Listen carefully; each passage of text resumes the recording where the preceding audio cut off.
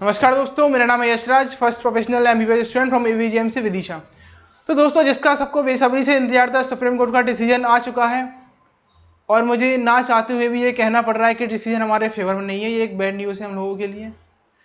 दोस्तों, हम लोगों ने बहुत ट्राई किया था कि जो सुप्रीम कोर्ट का डिसीजन आएगा वो हमारे फेवर में आएगा, सुप्रीम कोर्ट हमारी हेल्थ को प्रायोरिटी पर रखेगी, पर ऐसा नहीं हुआ। पता नहीं ये डिसीजन क्या सोच के लिया गया है, पर डिसीजन हमारे फेवर में आना चाहिए था, लेकिन ऐसा बिल्कुल भी नहीं हुआ। डिसीजन क्या है, मैं वो आपको एक बार पढ़ के सुना देता हूँ। आपको यहाँ कहीं दिख रहा होगा, डिसीजन ये आया 12:12 पर कि supreme court dismisses the petition, says the postponement of NEET and JEE will put the career of students in peril.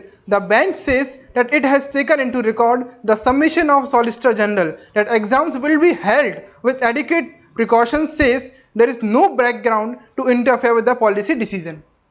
तो गाइस, ओवरऑल कहने का मतलब यही है कि जो डिसीजन है हमारे फेवर में बिल्कुल भी नहीं है। गुजरात पेरेंट एसोसिएशन ने जो पिटीशन फाइल किया था उनके फेवर में डिसीजन आ गया है। उनका कहना यह था कि स्टूडेंट्स का एकेडमिक करियर यहाँ से बर्बाद होने के चांसेस हैं यदि और फर्दर पोस्टपोन करते हैं, क्योंकि और फर्दर यदि पोस्टपोन करते हैं तो उसका कुछ हम कह सकते हैं वो नहीं है। जैसे वैक्सीन आने का कुछ कंफर्म चांसेस नहीं है कि कब तक वैक्सीन आ जाएगी। इसलिए सुप्रीम कोर्ट ने हमारी हेल्थ को प्रायोरिटी पर नहीं रखा और गुजरात पेरेंट एसोसिएशन के फेवर में डिसीजन लिया है।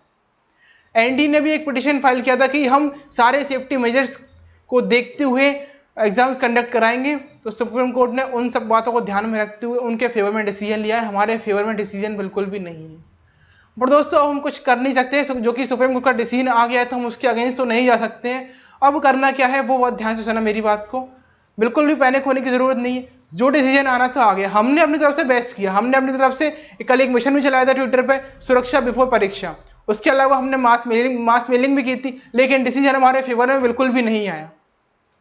अब कहने का मतलब यह है कि जो डिसीजन आना था आ गया। हमने अपनी तरफ से सारे बेस्ट एफर्ट्स किए थे, पर फिर भी सुप्रीम कोर्ट ने डिसीजन हमारे फेवर में नहीं दिया। अब क्या करना है हमें? अब करना यह है कि इस बात को लेके नहीं बैठ जाना, पैनिक बिल्कुल भी नहीं होना है, क्योंकि अब ये मान लीजिए मैराथन जो है फिर से रीस्टार्ट करना है हमें। अब ऑप्शन हमारे पास यही बचता है कि एग्जाम तो देना पड़ेगा।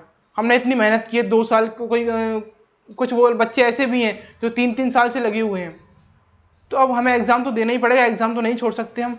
ऑप्शन ये है कि एग्जाम देंगे हम लोग, लेकिन एग्जाम सारे सेफ्टी मेजर्स को देखते हुए हम एग्जाम देने जाएंगे। और बाकी 13 सितंबर को एग्जाम है।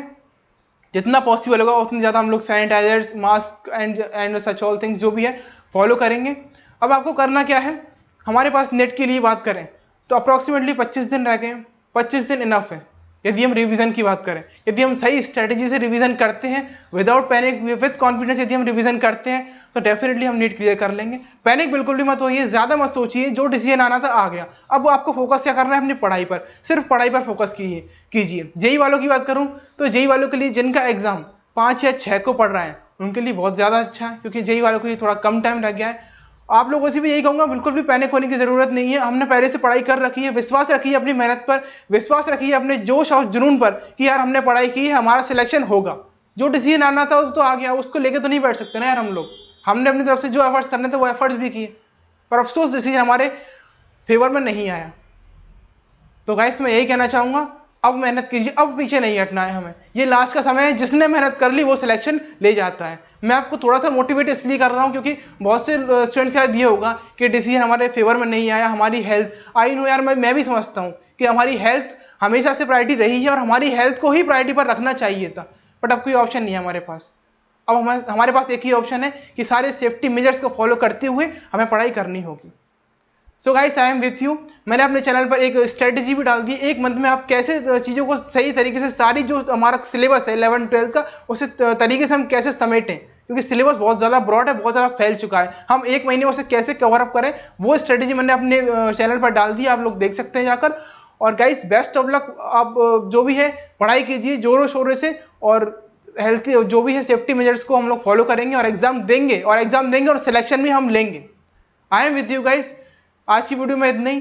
बाकी पढ़ाई कीजिए, कोई प्रॉब्लम आए तो बताइए, and best of luck. Till then, good bye, take care, शब बखैर। मिलते हैं नेक्स्ट वीडियो में।